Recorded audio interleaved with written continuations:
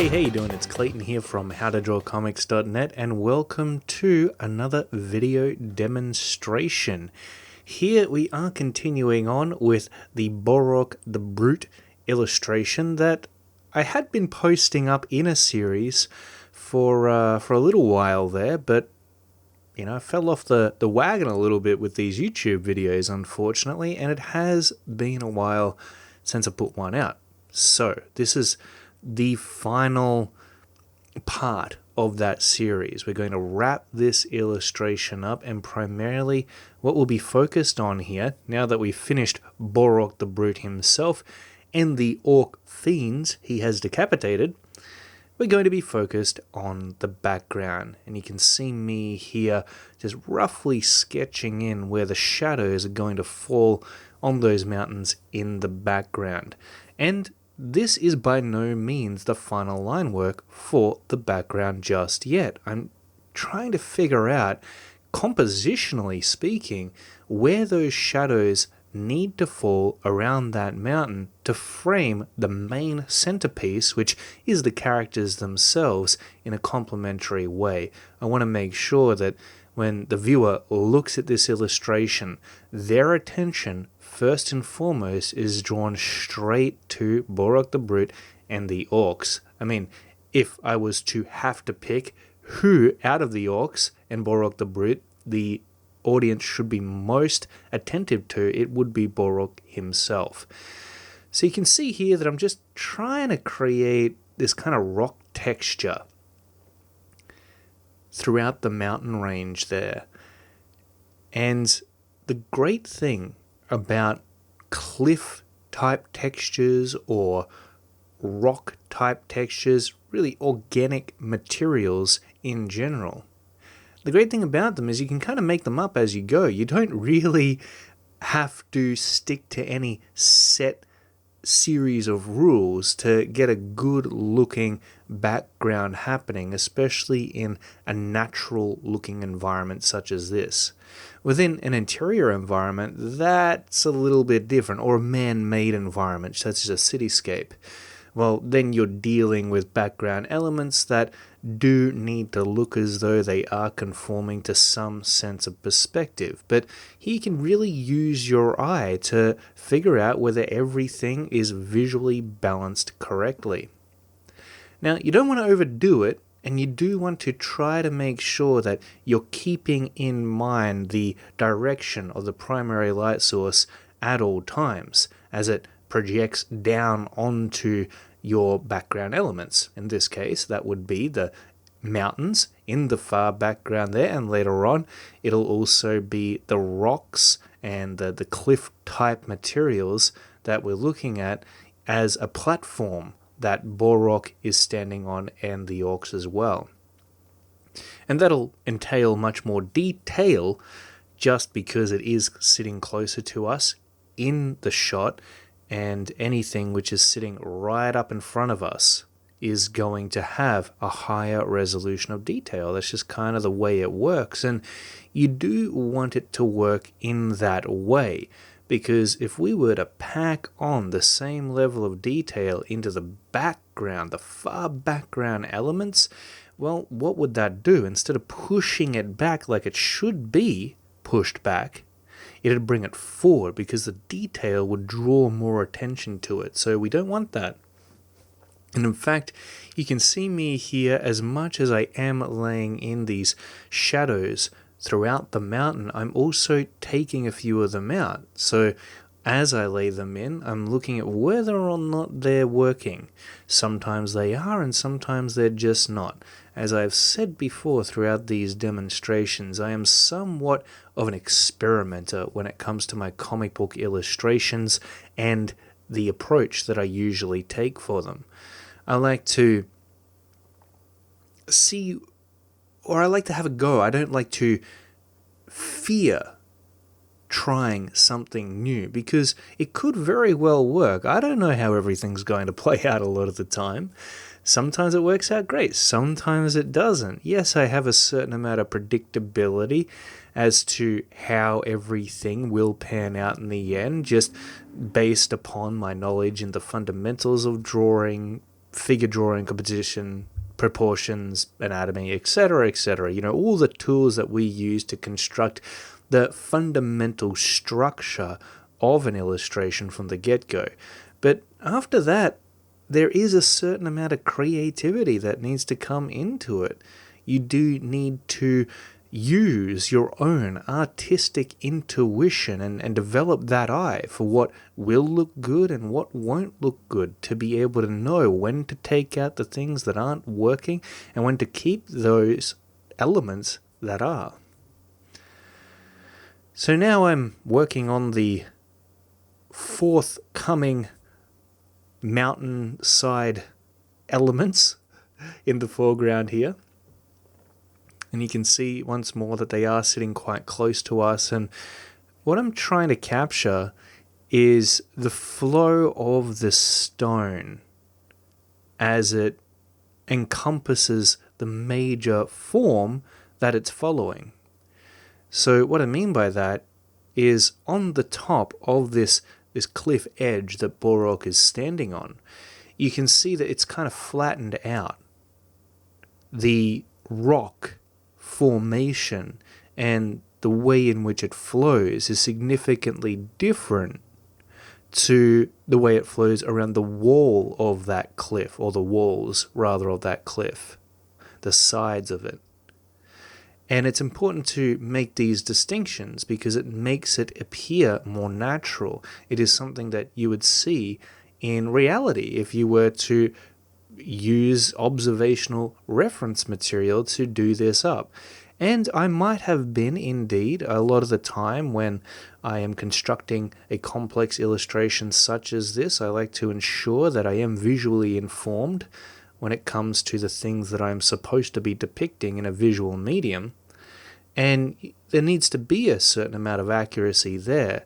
I've never understood why some artists are so against using reference material, because there is only a certain amount of information that you can store inside your mind alone, and unfortunately it can't store a very high resolution of that visual information. Yes, you might have a basic idea as to what a cliff face looks like or a background mountain, but it is very vague. It is somewhat simplified in terms of the way in which it's stored inside your brain. So in order to fill out the details, again, you've got a general idea. Sure, we've all got a general idea of what a mountain and a cliff look like.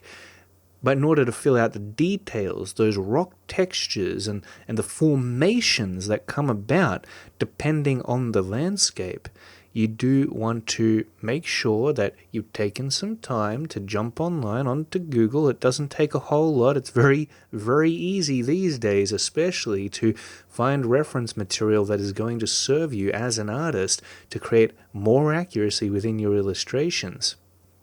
Take the time to do that. Get a reference library up in front of you that consists of real-world depictions of the elements that you want to include inside your illustrations, and you will find that you end up with a much better outcome as a result.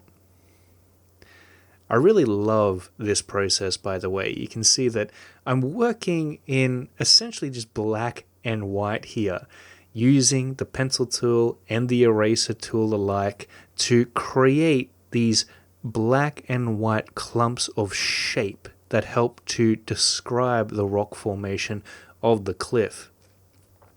And it is very artistic. That's the way I feel about it anyway. It's creative. There's no rhyme or reason necessarily to the way in which I'm approaching this, other than the aforementioned references that I might have up next to me. And I might not even have had references for this, to be honest with you, because of the fact that really when it comes to these types of elements, it can go any way you like. And a lot of the time, I feel like with background elements such as this, when you've got the chance to fit them around a particular composition, that can really pay off in the long run as far as the ultimate presentation that your illustration is going to have.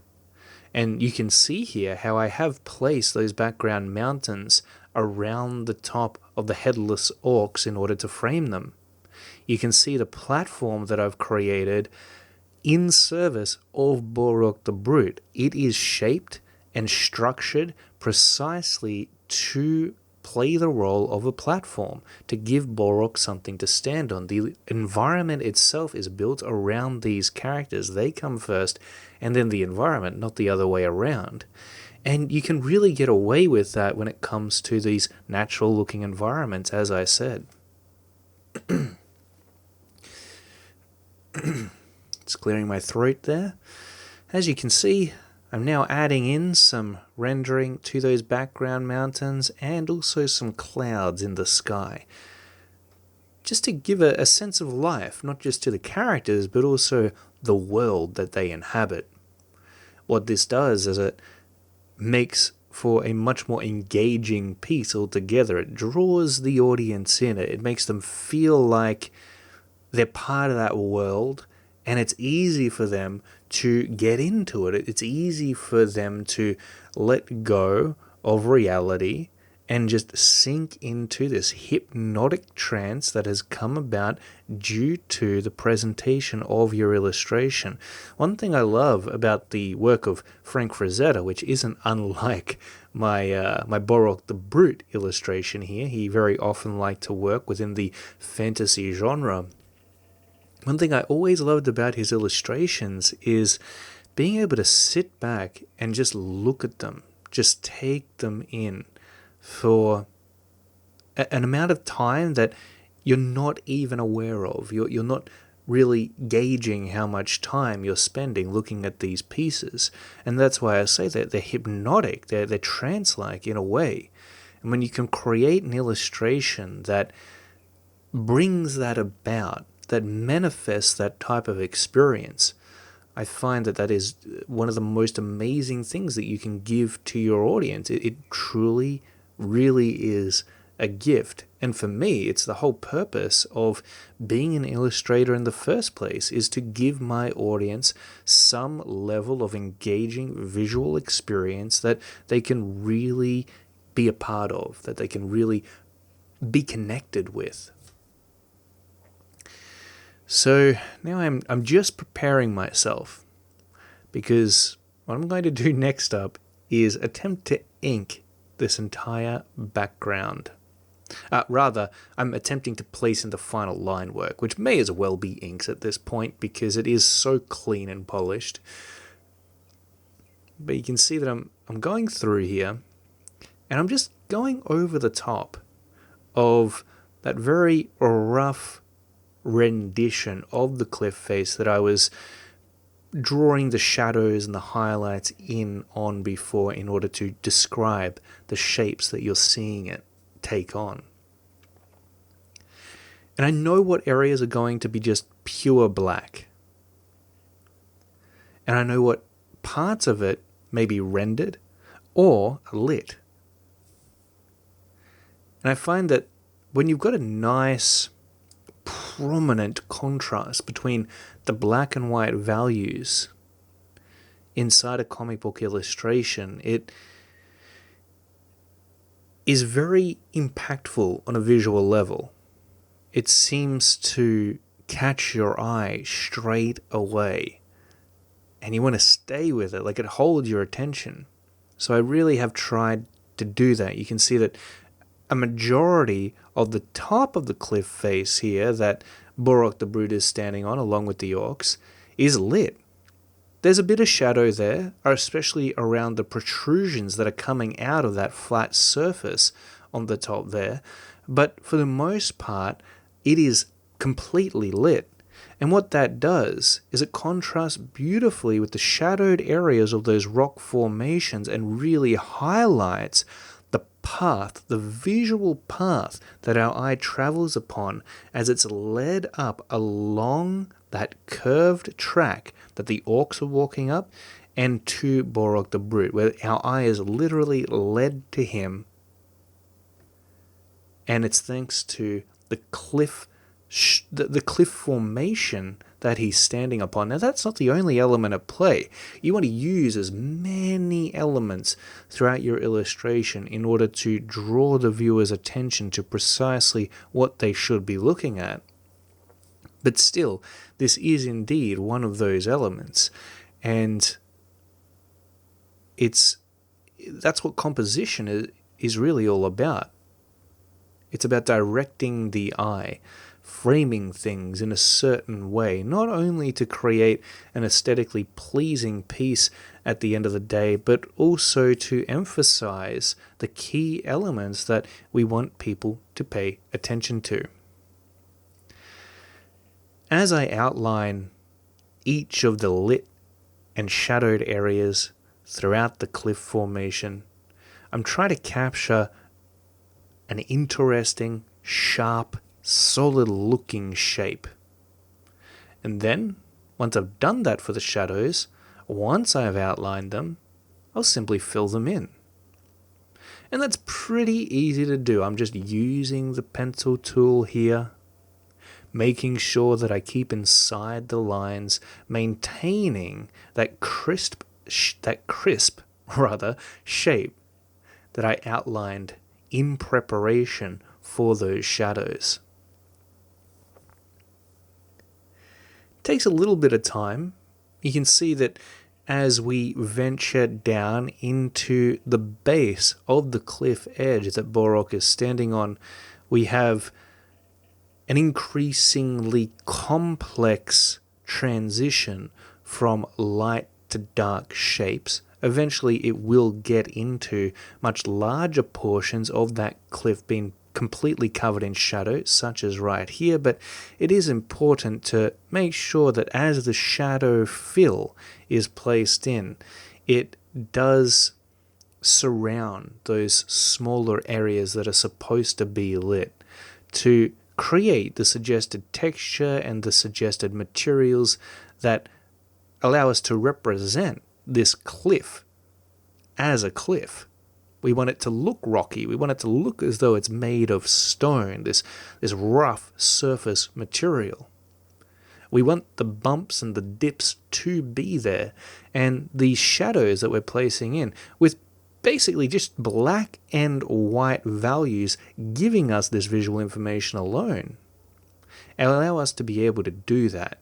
It suggests, even though that this large portion that I'm filling in now is mostly covered in black, those small specks of lit shape that show minor protrusions of stone coming out the side of that cliff edge, they suggest, just by default, even these small areas that are being lit, they suggest that rocky stone-like material.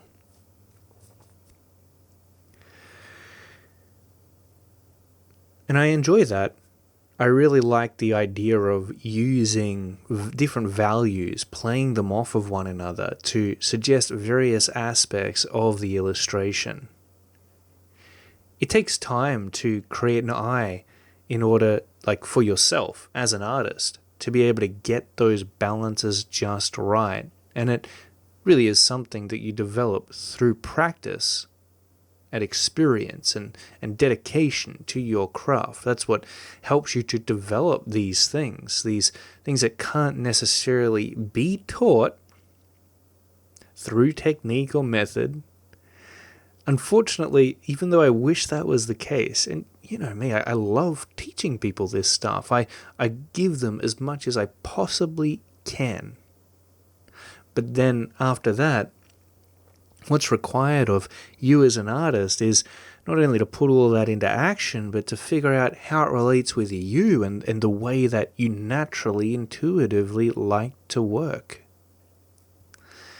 And we all relate with this information in our own way, and as we integrate it into our own uniquely crafted workflows, by workflows, I just mean, the approach that we would typically take to creating our own illustrations. We figure out how the techniques of other artists, other instructors fit into that, how we can assimilate it into our own approach. And I know that for me, my approach is certainly made up of many different artist styles and the kind of aesthetic that I want to capture within my work. But also on top of that, I've studied, I've watched extremely carefully the techniques of artists such as David Finch and Stephen Platt.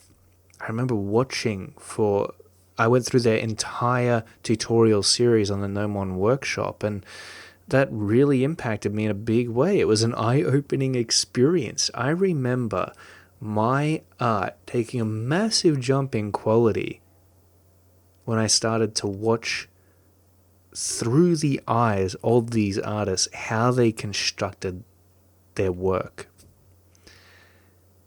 And although I didn't reconstruct the illustrations that they were demonstrating, and I've seen some of you guys reconstructing the illustrations that I've demonstrated here on the HTDC channel, and it's been amazing to see that. I am so floored by the amount of dedication some people have to this stuff, and I know that they would have got a ton out of it because I have done many studies myself, just through observation, looking at other people's work, not necessarily following along with a demo, but just looking at their work and reconstructing it in my own way, in the hopes of picking something up, maybe the way in which they rendered, and hoping that it would click, for example, or the distribution of shadow, how they went about articulating their anatomy and shaping it.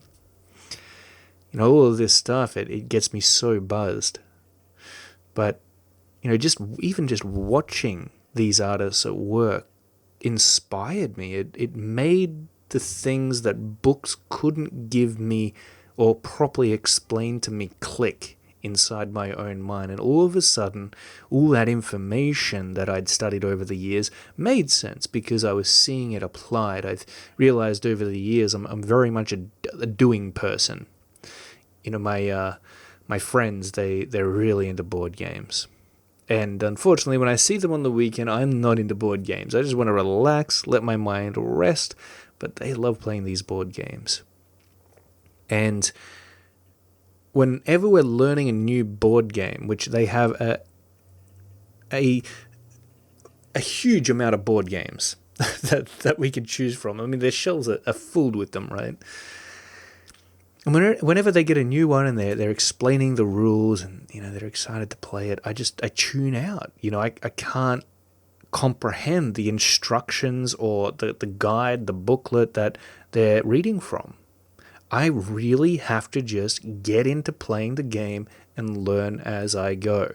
I'll make mistakes along the way, sure, that's great. But the corrections, or the way in which I'm corrected by my friends who are usually already well acquainted with the board game that I'm learning for the first time, they point out my mistakes and my errors, and I learn from it. I don't make the same mistake again. And that's just the way I need to learn. I'm always willing to give anything a go. I'll try to take it one step at a time and hope for the best.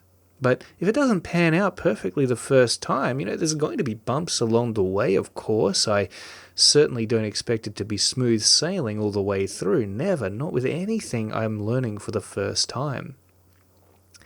But I know that anything's possible and that I can indeed hone my craft in any topic.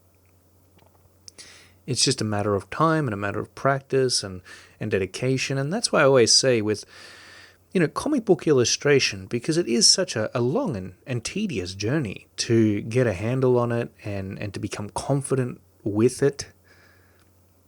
I always say,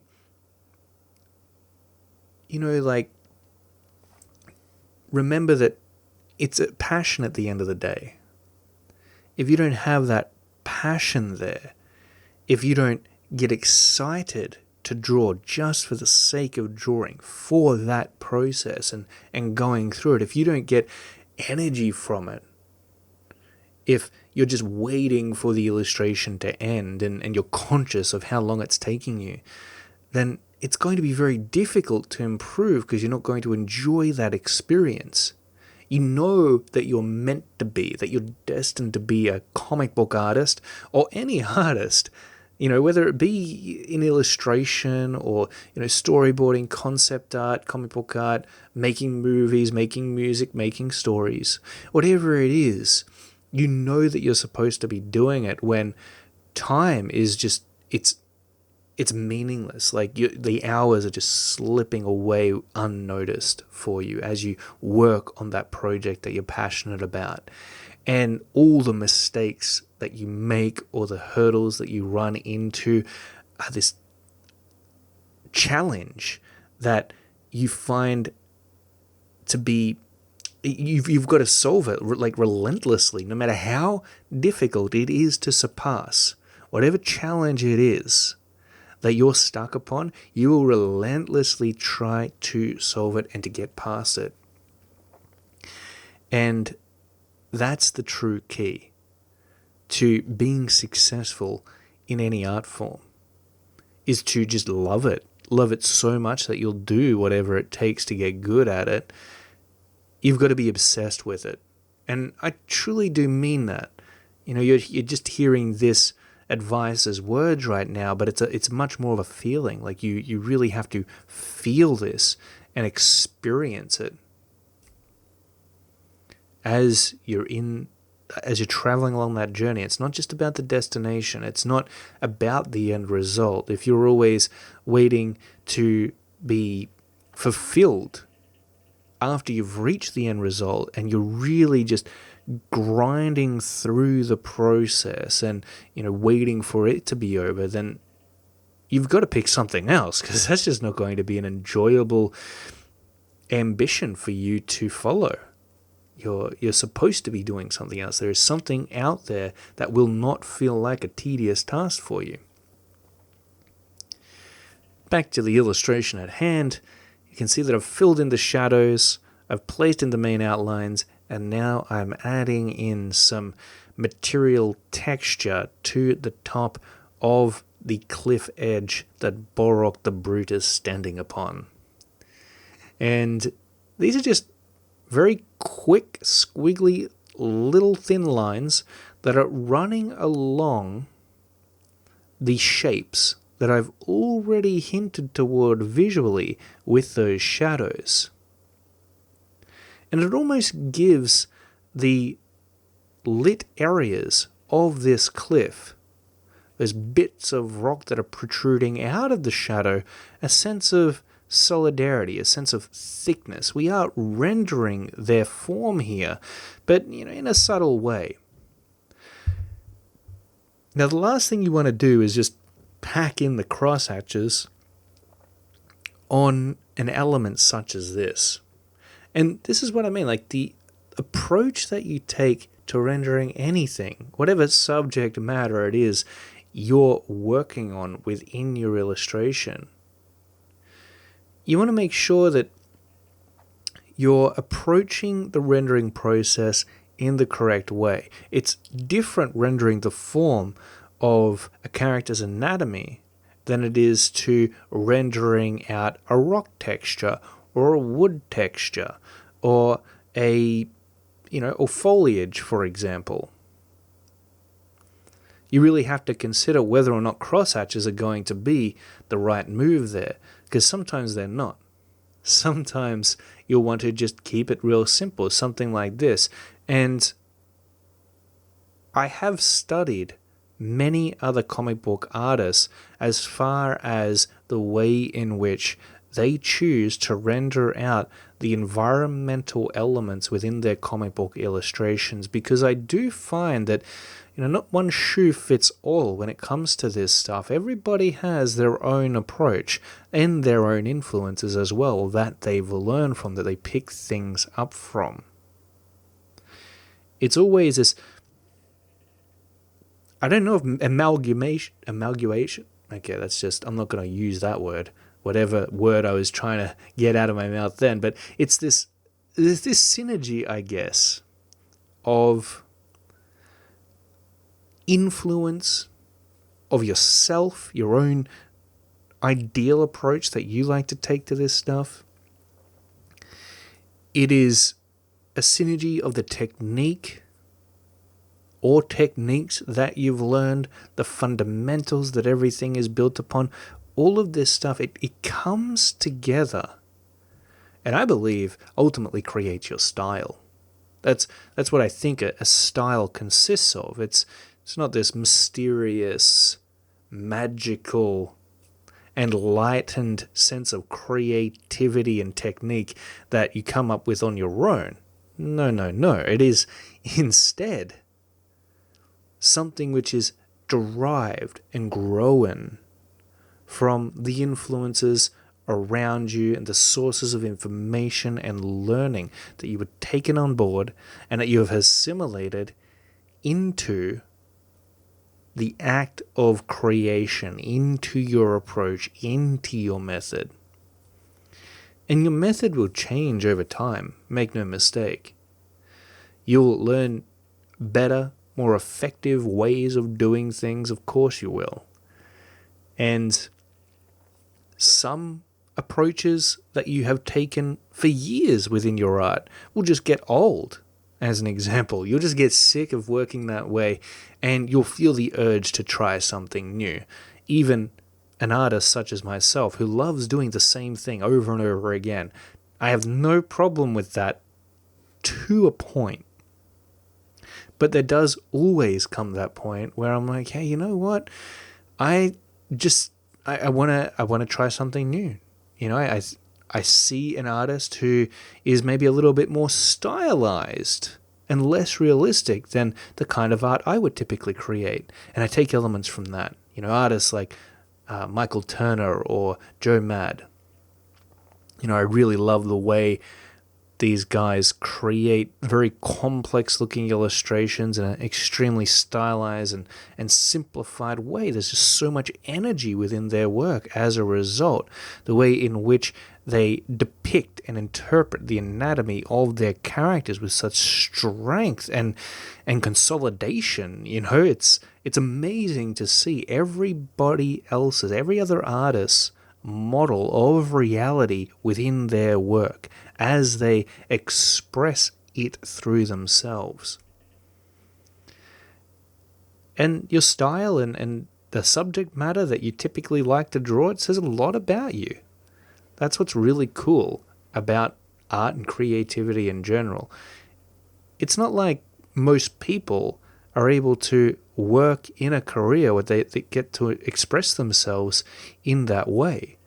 You know, they might be a tax accountant or, you know, work in an office, work a desk job, or, you know, work in retail, or, you know, who knows what, right? There's a million soul-crushing jobs out there that you can wind up in. I know that I myself have wound up in a few of them. I worked in a game store once upon a time. Heck, the first job I ever had was working in a mushroom factory, folding boxes for mushrooms. It sucked. I'm not going to lie. It was like $1 for every 25 boxes I managed to fold. And I can tell you, I got real fast at folding boxes. Sometimes I'd make $10 in a day. That's 250 boxes. Just small boxes, but, you know, still. Soul-crushing jobs suck. And you can't really have that room to express yourself, to share your thoughts with the rest of the world, to tell others of your ideas, to show others your ideas in an interactive medium that, you know, hopefully that the people that you're telling your story to could be a part of. So if you've honed your abilities as an artist, and if you're lucky enough to get a commission maybe here or there, you know, most of us we're working on our art part-time. It's very, very lucky for anyone to be able to do this full-time, and it is arguable that maybe you don't want to necessarily be doing it full-time and have it feel like a job, because, you know, that has its own setbacks as well. But still, at the same time, the point remains that as a comic book artist or an artist in any discipline, it's amazing that we have this opportunity, this ability to be able to take what's inside our mind, what's inside our soul. You know, I don't want to get too airy-fairy here, but what's inside us, and we're able to put that out there into the world. It's an incredible gift to be able to have, and if there was any meaning to artists having gift or talent, I would say that's where it and what it would relate to.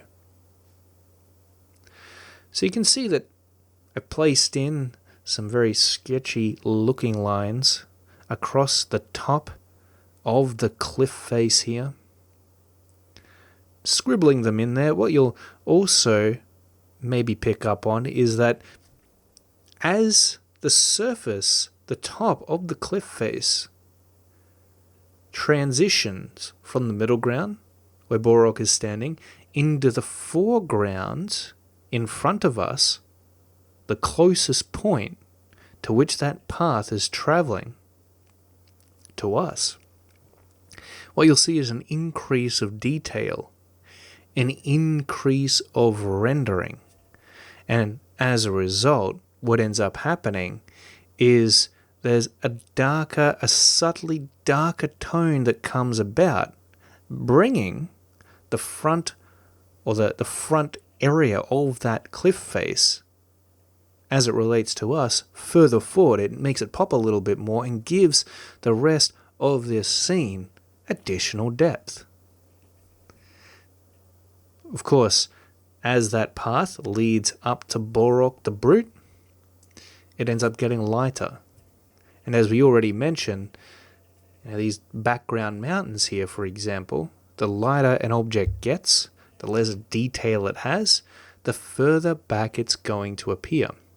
So here what I'm doing is I lay in the final details for this far background mountain is I'm being really, really careful to make sure that I'm resisting the temptation to not add too much detail and rendering into it, because I know that if I do, it's not going to lead to the outcome I want. It's going to make that mountain, rather than falling back into the background, it's going to bring it forward, and it'll throw off the depth perception that I'm trying to cultivate within the illustration. But I do want to add in enough rendering there to hint at the material and the textures that this mountain is made of or has across its surface. And also I want some rendering there to shade the major forms of the mountain itself, to make it look more three-dimensional. As the environmental fog creeps up into the mountain and cuts off part of it, very strategically, if I don't say so myself, as the mountain just happens to frame the orcs there, you can see that I'm pulling out some hatches from those shadowed areas, some very thin hatches, and I'm gradating them out further and further apart as they fall off of the mountain and into the fog, in order to create a tonal transition from pure black shadow into the lit fog. One really, really cool thing that you can add into your environments is environmental fog, because it does create that additional depth. And if I were to color this piece up, I'd certainly take advantage of that.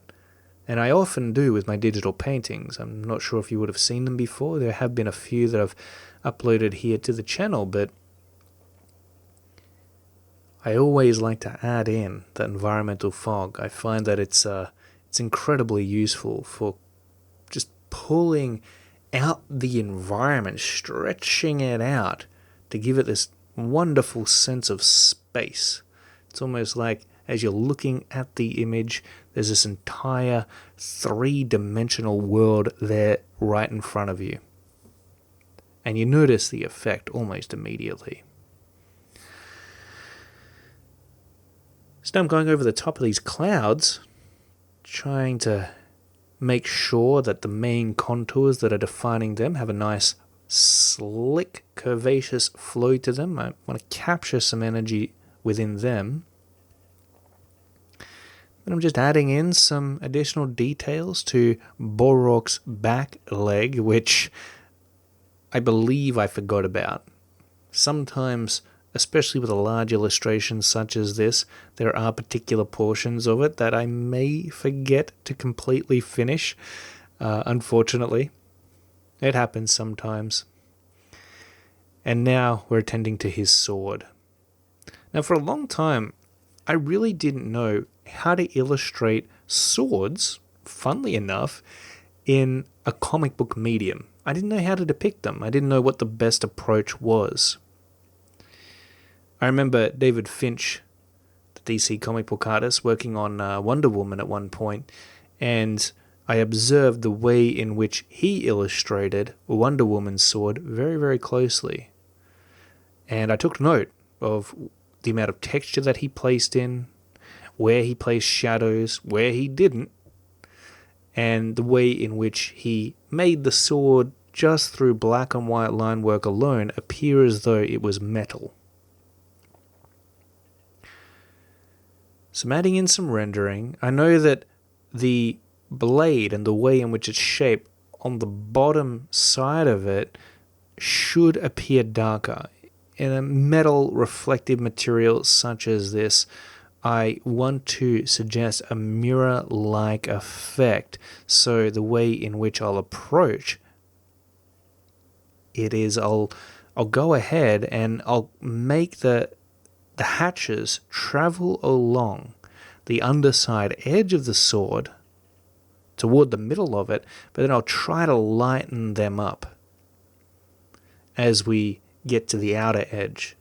And that creates this nice reflective effect. It makes it look as though that light is bouncing off the bottom of the sword there, even though it's supposed to be in shadow, because when you're looking at reflective materials such as this, that's kind of what light does. It kind of allows you, the material itself, to be able to have lit surfaces on almost every face around that object. And that's what makes it look as though it's made of a shiny metal material. Other than that, other than the rendering, I've gone ahead and I've placed in a few textures, just a few nicks of details throughout the sword. And now, some blood. You can never have too much gore when it comes to headless orcs, so I'm adding in some gruesome details there, just to really bring this piece home. And finally I'll sign it. And you can see that I did this back in 2015. It's quite an old one. But I do hope that you enjoyed this demonstration, that you got a ton of value out of it. Thank you so much for watching. This piece was truly a great and wonderful piece to work on. It's definitely a character that I would like to revisit. In fact, one day it'd be really, really cool to actually give Boarork the Brute his own comic book. I can imagine that the stories would be quite enthralling, if I don't say so myself. As I said, I hope you enjoyed this demonstration. If you'd like more comic art tips, tricks, and tutorials, be sure to visit www.howtodrawcomics.net. Over on the site, you'll find a bunch of written tutorials by myself and the wonderful Joe Catapano. You'll also find video tutorials, of course, most of the videos here that you would have access to on the YouTube channel. We've got a podcast as well, hosted by myself, Rick Bueller, and Ed Foychuk. What's really cool about the podcast is every now and then we will get a cool guest artist, a talented name on the show, and we will talk to them and discuss their approach to art, their background in art, how they came up in the game, what they learned about. Super awesome stuff. And we've also got our HTDC store, which is full of premium courses and lessons. Now, the really cool thing about that is we have just brought on board a bunch of brand new instructors. We're featuring their courses on there, and some of them are absolutely insane. They're fantastic. So I highly suggest that if you haven't already, you check out the store and the new selection of products we have available on there. I don't think you'll be disappointed, and I certainly hope that you'll try a few of them out. You might even recognize some of the instructors that we have featured on there. I wouldn't be surprised if you do. Alright, until next time, keep on creating, keep on practicing, and I'll see you in the next video.